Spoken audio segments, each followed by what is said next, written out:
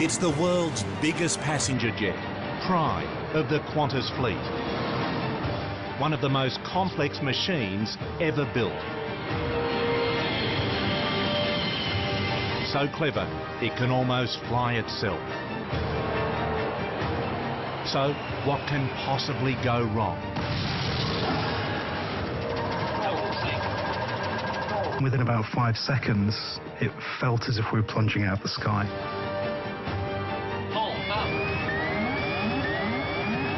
The unthinkable is happening. There were two loud noises. Boom, boom.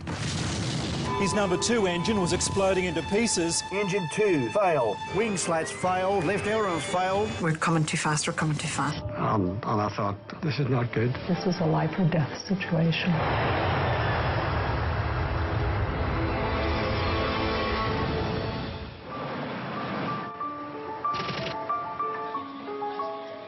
Changi Airport, Singapore. The conditions were perfect to go flying. Captain Richard de Crespigny and his team are about to fly Qantas Flight 32 on the second leg of its journey from London to Sydney.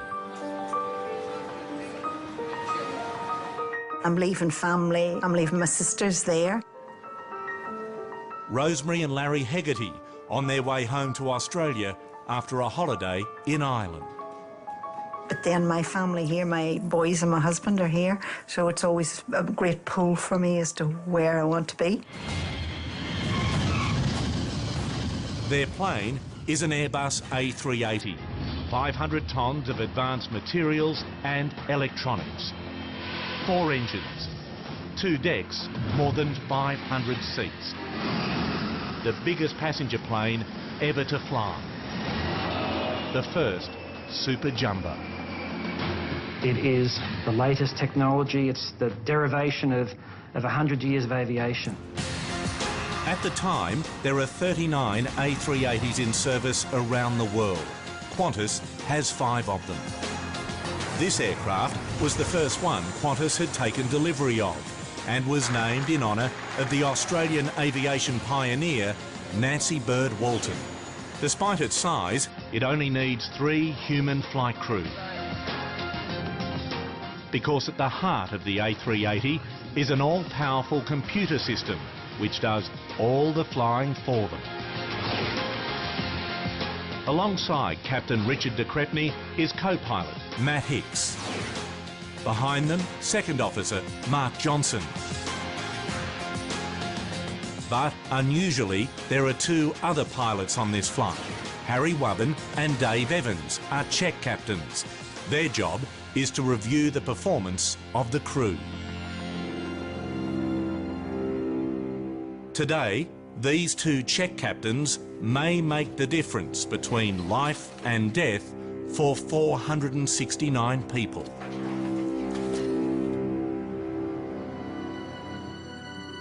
Before we took off, he said to me, "You're happy? Everyone happy?" I said, "Yep, just don't crash." Qantas Flight 32 lifts off from Changi Airport just before 10 a.m.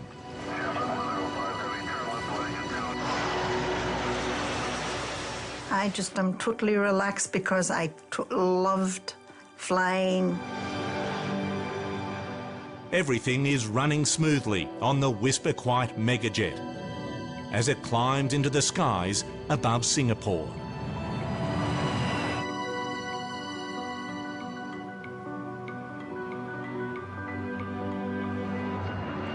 Five minutes later, as it reaches 7,000 feet,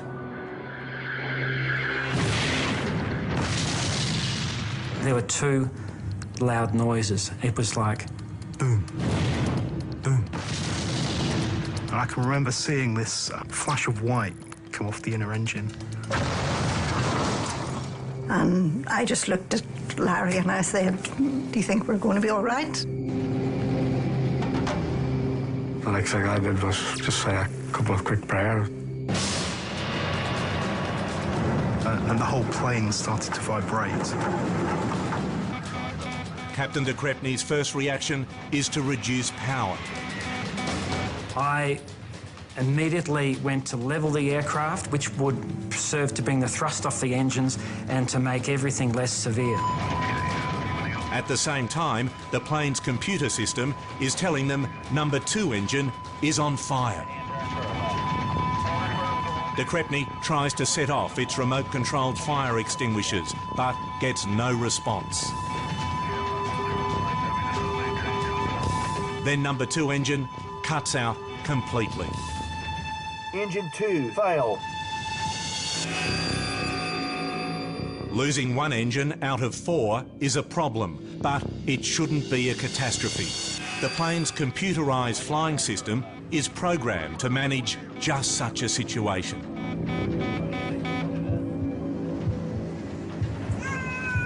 There was a girl sitting on the aisle seat opposite me, and she had a little baby. And she looked at me and she said, "What's wrong?" And I said, "I think something's happened, one of the engines, but it's all right, we've got 3 other engines." But single engine failure suddenly turns into something much worse. Wing slats failed, left ailerons failed. In just 1 minute, the system's reporting a cascade of over 50 different error messages. Fuel system and flight controls, Hydraulics at low pressure. landing gear, brakes, air conditioning.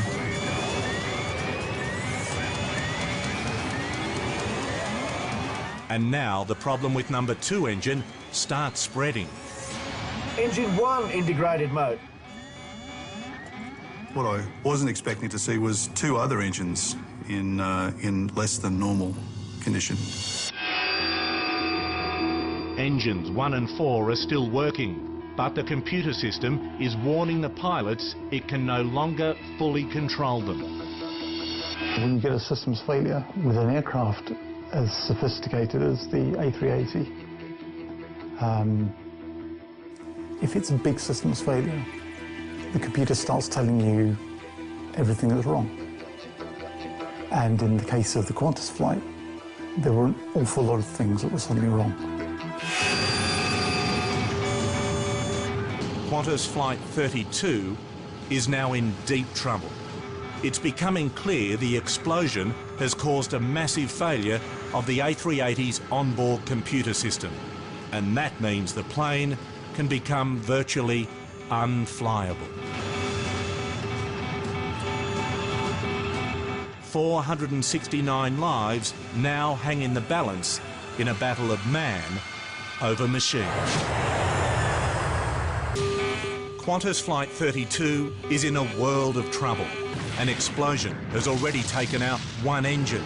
Now the onboard computer system, which the pilots rely on to fly the plane, has suffered a massive failure. One of the worst things that can happen to an aircraft, and recent history has shown just how disastrous that can be. 2 years earlier, over the south of France, an Air New Zealand Airbus A320 has been on lease to a German airline. It's now on a short test flight before being handed back to its owner.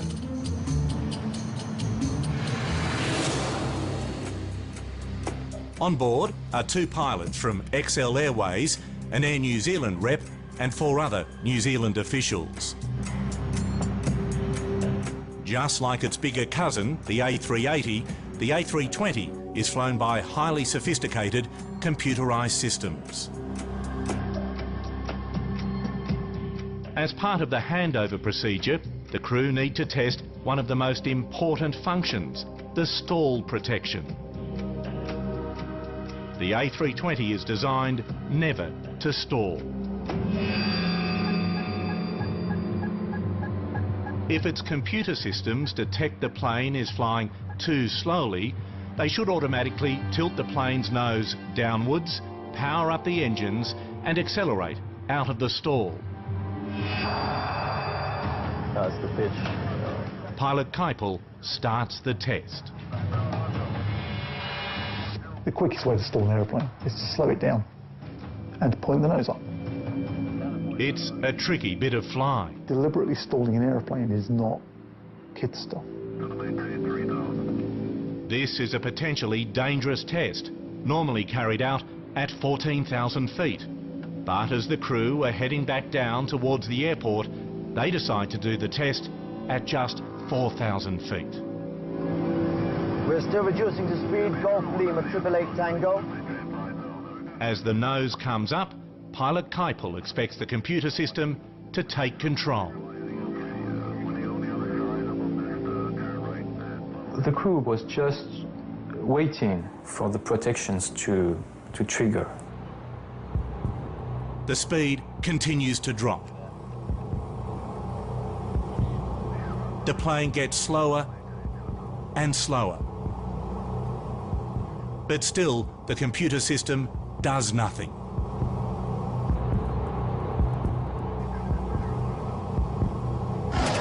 Don't sink. Then the plane starts to stall. Don't sink. The stick shaker goes off. The plane swings violently left and right. Don't sink.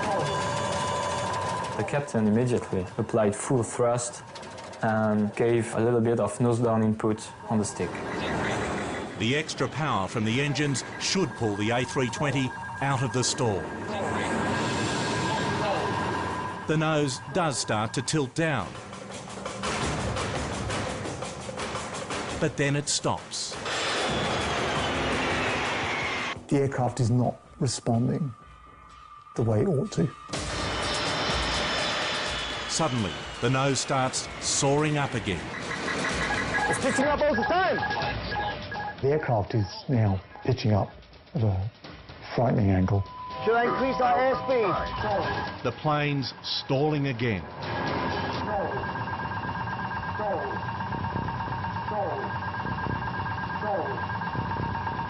The airplane runs out of lift.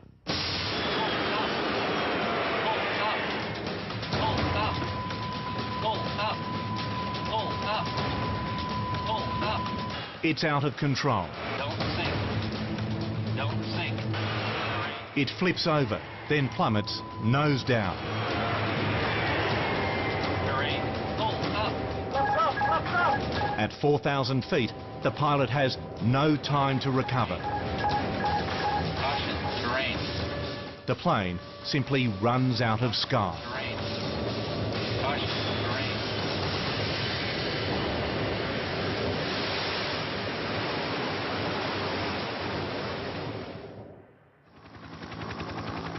The A320 plunges into the Mediterranean, killing everyone on board.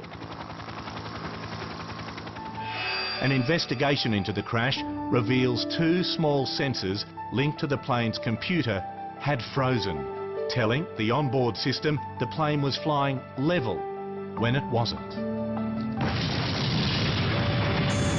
The A320 scenario highlights just how perilous the situation is for Qantas Flight 32 in the skies over Singapore.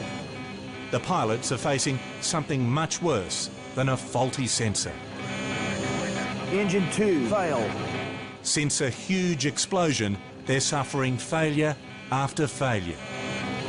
Wing slats failed, left ailerons failed. Just 6 minutes after takeoff, they have 1 engine dead, 2 others only working manually. Engine 1 in degraded mode. The computer's bringing up an endless stream of warnings. Engine 4 degraded mode.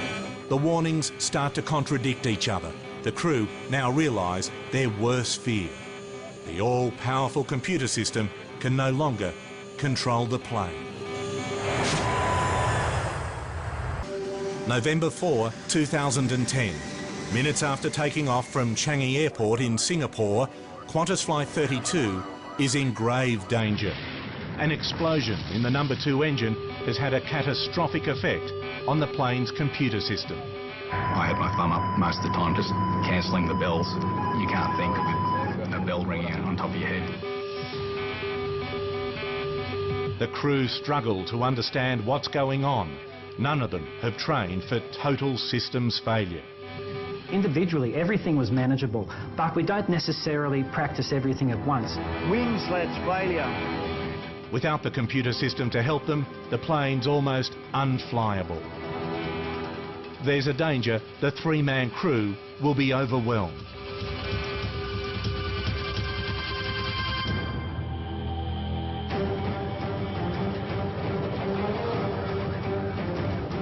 But luckily, right behind them, they have two of Qantas's most experienced captains, Dave Evans and Harry Wubben, who are on board to check the crew's performance.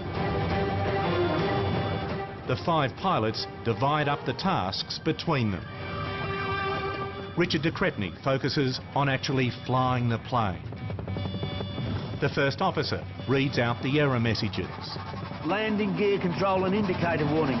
Then he and the second officer respond to them. In the chaos of confusing messages, the experience of the 2 extra captains is crucial. They help the crew take the decisions which the system can't. I do apologise, Hayes. Where we have a technical issue with our number 2 engine, we have dealt with the situation. At this stage, everything is secure. The aircraft is flying safely.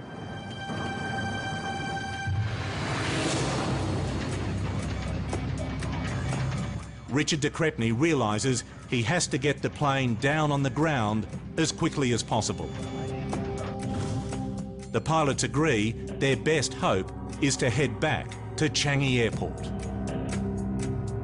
We just turned left and went up towards the north, back towards the field. But they're flying the world's biggest plane. It's badly damaged and still full of fuel. That means they'll have to land fast and overweight. The danger is they'll go off the runway. So they try to calculate their chances of landing at Changi Airport using data from the onboard computer. With the amount of failures, it was unable to make a calculation. The computer can't cope. They try another approach. So the computer really can't calculate what the pilots need because it's such an abnormal situation. There's been so much damage to the aeroplane that the numbers essentially aren't making any sense. So the crew puts in a contingency plan. And come up with just the slimmest of margins. But with a 4-kilometre runway, we had 3,900 metres that we would need. We had a 100-metre surplus. But it's only a best guess. If they're right, the landing's going to be incredibly tight. If not, it could be a catastrophe. Aircraft don't travel over rough ground. If it goes off the end of the runway, then you're looking at the risk of fuselage breakup, fuel leak, fire. Write your own scenario in terms of how bad it could be. Even getting the plane onto the runway is going to be a huge challenge. With the computer system overwhelmed, they've lost many of the controls they need to steer the A380. The Qantas pilots are facing challenges that have had disastrous consequences in other incidents. 20 years earlier, a crew coming into land in Sioux City, Iowa, had to deal with a similar crisis.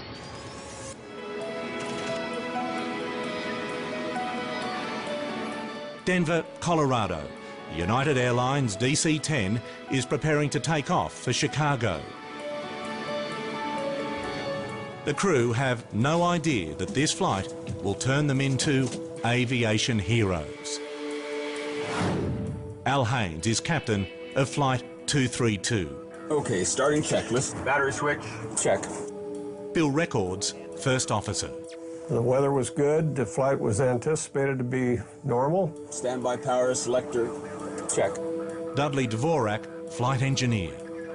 Hydraulic system. Hydraulic system good. And Jan Brown, the first flight attendant, is looking after the 285 passengers, including 52 children, on a special Children's Day promotion.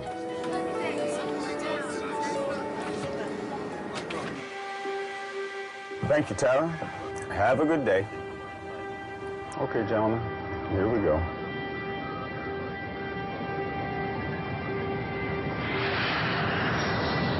Just after 2 p.m, Flight 232 begins its 2-hour journey to Chicago. Engaging autopilot. It's all yours, Bill. Should be a smooth ride. We're in cruise, and nice smooth flight, everything's going fine.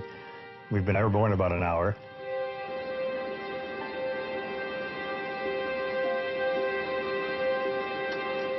It was one of those extraordinarily beautiful July days. Things were going smoothly. I had expedited the service because Al had said that we might have a little turbulence before we arrived in Chicago. And so I wanted to have everything, the service cleared up in case we had to sit down. At 3:16 p.m, the pilots make a shallow right turn. I was in the economy section picking up trays. Went out of the blue. Suddenly, the tail-mounted engine explodes. It started literally with a bang, shook the airplane and vibrated the instrument panel. We have to determine what's wrong.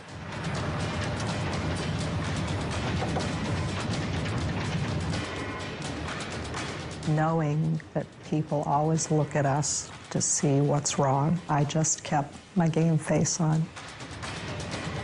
I see a woman holding a small boy on her lap. So I immediately go to her and I, in a very calm voice, told her, "Are you okay? We'll be all right."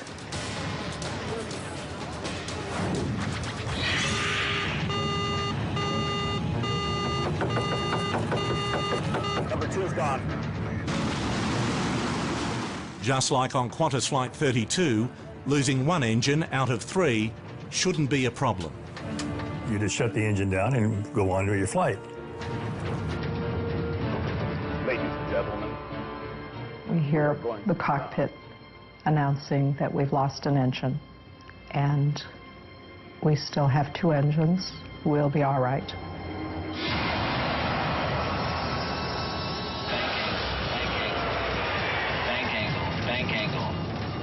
Then the plane starts to bank steeply to the right.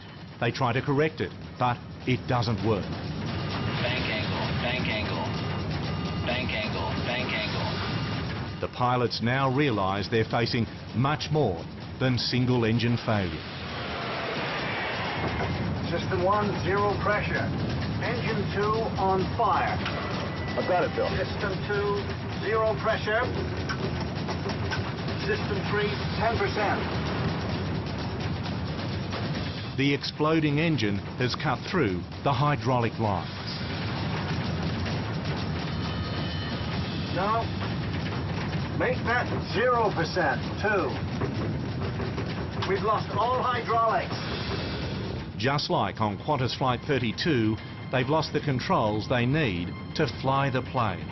A situation they haven't trained for because no one thought it could ever happen. Qantas Flight 32, with 469 people on board, is crippled over the skies of Singapore. The pilots are facing a systems failure on a scale few could have imagined. But the crew of United Flight 232 don't have to imagine it. They are living it. They've basically lost control of their aircraft on a flight from Denver to Chicago. 232, we just lost number 2 and some hydraulics. Airplane is emergency controllable here. We've been told that this cannot happen. This is an impossibility because of the way that the airplane is designed. It took us a while to realize we have nothing. All we had were the throttles, the power. And that's something we don't train for, so we don't really know how to handle that. Somehow, they have to find a way to manoeuvre the plane using the only control they have left, the throttles, which control the thrust from the 2 remaining engines. We're not told how to fly the airplane without hydraulics because you can't lose them. So you never practice it, you never drill it. It was completely foreign to us. At this stage, Jan Brown believes there is only a minor problem. I think it was Dudley telling me to come to the cockpit. We've lost all hydraulics. He's now telling me that we've lost all hydraulics and that I should secure the cabin and brief the passengers. And the situation is such that we could go straight down. And there's nothing that can strike more terror, and I've never found the adequate word, petrified, terrorized, terrified, that this is a life or death situation. And I'm just hit with the enormity of the crisis. It just made my blood run cold. And my first thought is, oh, please, God, let me be someplace else. Jan is sent to reassure the passengers. My mind is working that I have to be calm, my crew has to be calm, we have to keep the passengers calm. I was very concerned when I picked up the first tray after I've come out of the cockpit and my hand was shaking. Meanwhile, Captain Haynes and First Officer Bill Records are struggling with their improvised steering. We just can't do all of that. There's just too much to do. What they need is another pair of hands. And just like Qantas Flight 32, the crew gets a lucky break. One of the passengers, Denny Fitch, is a DC-10 instructor. Comes up, introduces himself, and asks what he can do to help. The four crewmen divide out the tasks. So he's standing between Bill and myself and operating one hand on each throttle. If we had to turn left, one of us, either Bill or I, would say left, and we'd turn the control wheel to the left, and Denny would push the throttle up to the right to bring that wing up and help us turn. Easy, easy. Now some right. A bit more. It takes pinpoint accuracy and every ounce of concentration. We're not thinking about crashing. We're not thinking about burning. We're not thinking about how we're going to do when we get close to the ground. The main thing is take one step at a time. Okay, now some right. Gradually, they bring the plane back under control. The question is, can they land?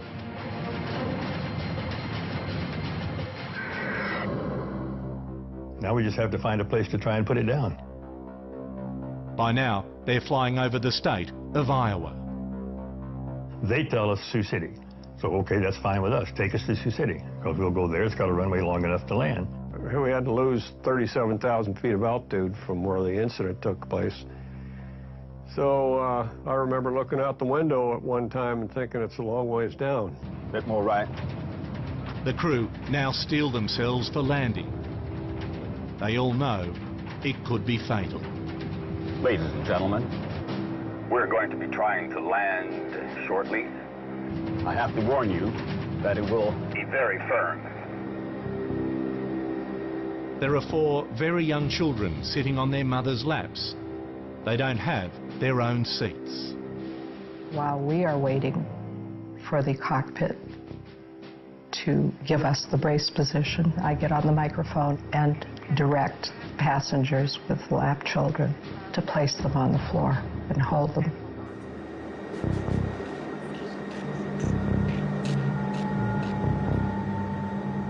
I'm saying this and I'm thinking to myself, this has to be the most ludicrous thing I've ever said in my life.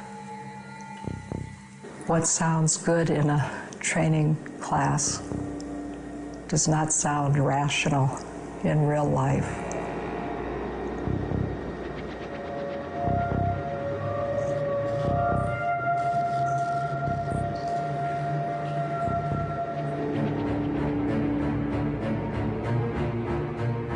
When we were approaching final, I was feeling both relief and quite a bit of apprehension at the same time. Wondering how it was going to end up, knowing that we had no brakes to stop the airplane and no controls to keep it on the runway. A little left bank.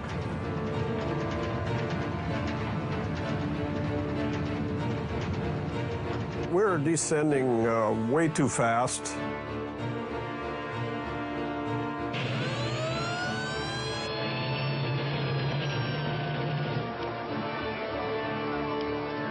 cleared to land on any runway. You want to be particular and make it a runway, huh? We're trying to hit Iowa, safely hit Iowa, and he wants us to land on a particular runway. And we thought, well, that's kind of pushing it then. We're going too fast. Pull the power back, all the way back, the left one. Pull it back.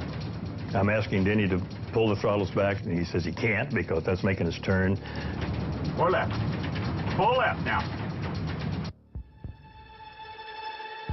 I can barely see we're close to the ground.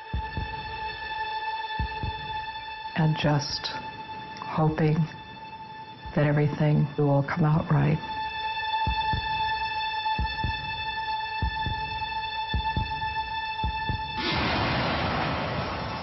Right engine rolled us to the right. Pull the throttle back, left. I said left, left. Left. Left throttle. Left. Left, left, left. Pull the power back, left-hand side. Left. Pull the power back. Pull it back. The airplane started rolling to the right. And then we smash into the earth.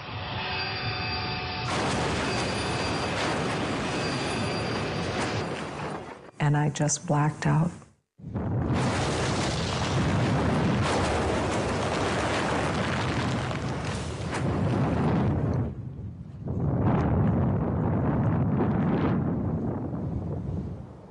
Flight 232 finally comes to a halt in a field alongside the runway.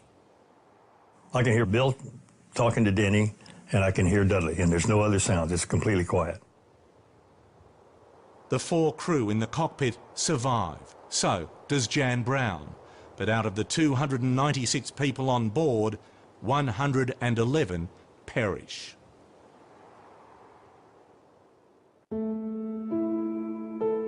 I look in front of me, and here comes the mother of this 22-month-old boy. And she says, I have to go back and get my son.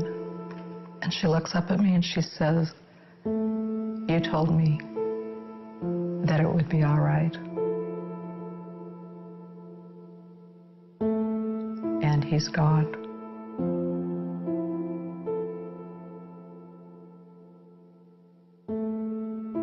I'm thinking, I'm going to live with this the rest of my life. Incredibly, there are 185 survivors. But for QF32, the danger is far from over. Somehow, Captain de Crepney and his crew have to land the world's largest passenger jet, rendered virtually unflyable by a massive computer failure. Qantas Flight 32 from Singapore to Sydney prepares for an emergency landing at Changi Airport. Engine 1 integrated mode. The plane's computer system is in meltdown. They have lost almost all the flight controls. Yet somehow the crew have to find a way of bringing the giant Airbus A380 down safely. 469 lives on board are at risk. I thought about my wife and kids for a while. Thought I'd better do a decent job here, otherwise I'm not coming home.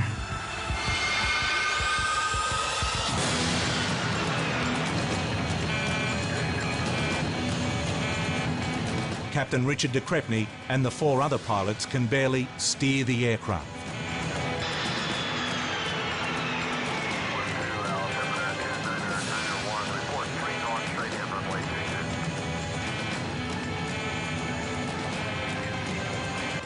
When the engine's exploded, the debris from that engine has gone through the wing. It's severed electrical lines, it's severed hydraulic lines.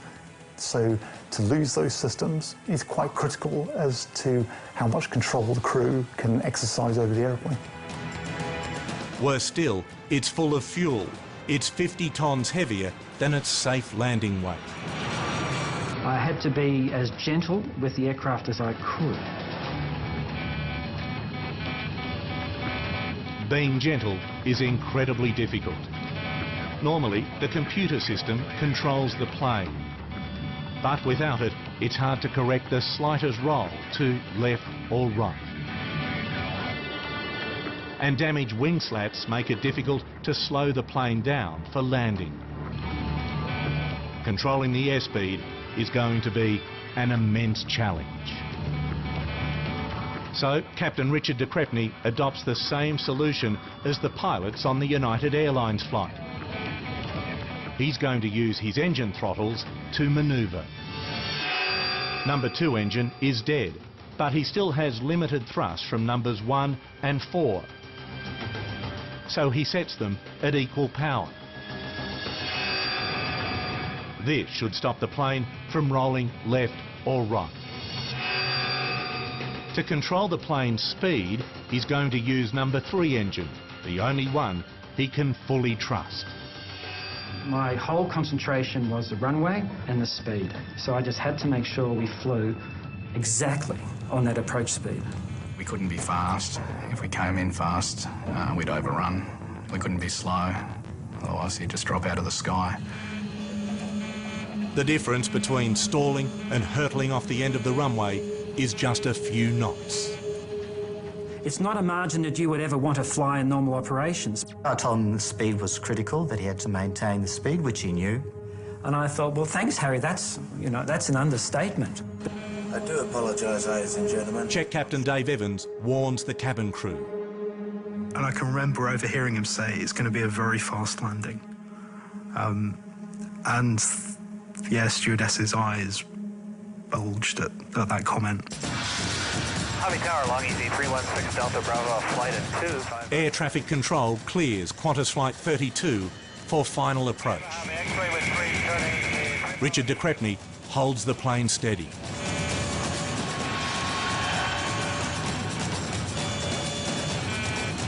At just 500 feet, the stall warning goes off. They're flying too slow, but it's too late to pull out. So I pushed up the number 3 thrust lever and the stall warning went away. Their speed, though, is still a problem. I just kept saying to Larry, we're coming too fast, we're coming too fast. As soon as we hit the ground, the plane just veered slightly to the right. And I thought, oh, this is not good. Just didn't seem as if we were slowing down. We were just going such a high speed the whole time.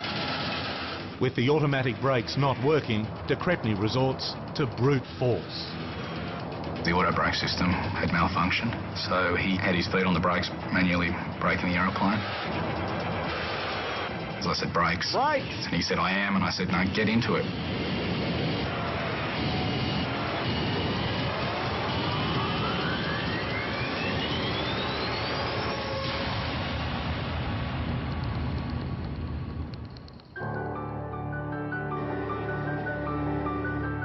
They finally come to a stop just 100 metres from the end of the runway. There's an enormous sense of relief when it pulled up and we parked the brake. Everybody just clapped. It was just sheer relief, even though, as I say, it was a bumpy landing, but it was just sheer relief. All 469 lives are saved, but the question remaining now is, how did it happen? What caused such a monumental systems failure on the world's most advanced passenger aircraft? Has survived a near catastrophe. After losing most of its onboard computer systems, it's taken all the crew's skill and experience to get the A380 back on the ground safely. For the investigators, the biggest question is, why did the computer system fail so catastrophically? To find out, they focus on where the problems began, the explosion of number 2 engine. It became clear fairly early on that there had been some sort of oil-related fire problem. We worked quickly to try and establish how this sort of sequence of events could happen. They soon identify a crack in a tiny oil pipe. There had been a fracture of an oil pipe that led to a spray of oil into one of the engine cavities. The investigators now realise the oil caught fire, causing the engine's turbine disc to explode. This sent lethal debris hurtling through the wing faster than the speed of sound. Even this violent impact shouldn't have overwhelmed the A380's advanced control systems. Systems are designed with backup against those sorts of instances. But the explosion caused massive damage to the computer system itself. Slicing through crucial wiring and hydraulic lines, the computer couldn't cope.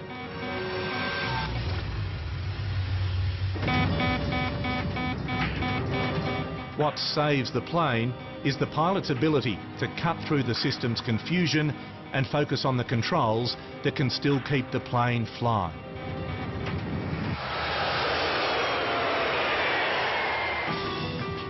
There's no doubt, automatic systems make today's planes safer and easier to fly.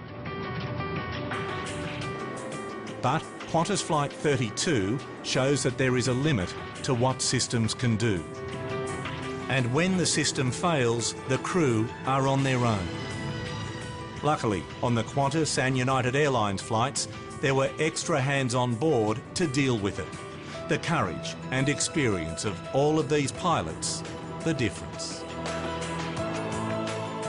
I think Al said it appropriately one time. He said that somebody must have been looking out for us, that we had survived.